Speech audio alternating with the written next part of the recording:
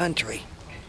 My name is Robert Hughes. I'm the Executive Director for the Eastern Pennsylvania Coalition for Abandoned Mine Reclamation. We're an environmental nonprofit organization that's located here in Wyoming Valley in Ashby, PA. We've been working on abandoned mine reclamation projects, underground mining technical reports, extensive monitoring of underground mine pool complexes, mine drainage treatment facilities, design and construction, and other 3D modeling projects for a large majority of the anthracite coal region here in Pennsylvania for the last 20 years. I'm the founding executive director and a native of the Wyoming Valley, born and raised here in Wilkes-Barre on the day of the flood, June 23rd, Agnes, 1972. As if that wasn't one of the most significant flooding disasters to occur, there are other mining disasters such as the Knox, the Avondale, the Butler mine tunnel contamination, and the Twin Shaft disaster that we got to look back to.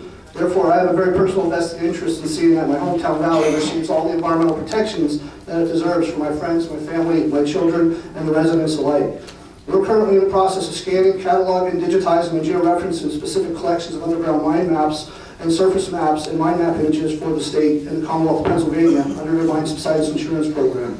Many of those maps are within the northern anthracite coal fields and are in the vicinity of the pipeline crossing. Some of the concerns that AppCamera initially has are as follows.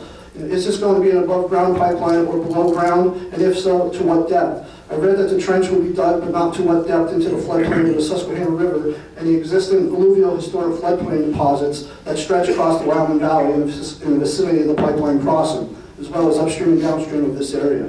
From our cursory review of the historic mine maps in the vicinity, mining has occurred extensively in this region underground and at the surface on multiple coal veins, both along the floodplains of the river and even under portions of the Susquehanna River between Monadnock Island. Although it was not encouraged to mine since it was outside of the safety zone for mining, it had taken place. Both coal mining, overburden, and other roof support materials are lacking in a large majority of the places and where the crossing is located at different depths below the surface. The historic mine maps show that the geographic representation of how much of the workings have been mined out, pillars that have been removed, pillars that have been drilled through, and areas that have been flushed, slurried, left intact with solid barrier pillars or removed, and at different depths at which the mining has occurred. AppCamera is of the opinion that based on the best available mapping that's out there, without conducting a full hydrogeological investigation and mapping of the mine pool in this area, much of this is something that Penny should possibly consider working on and should be of great environmental concern. AppCamera suggests that some work be done to do a further mine pool investigation of this area for subsidence-prone issues and possibilities.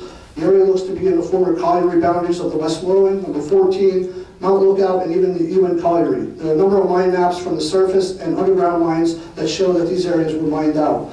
A note is to be made that any proposed contact with any of these veins need to be discussed with local coal operators who own mineral rights to the coal. Thank you. Thank you.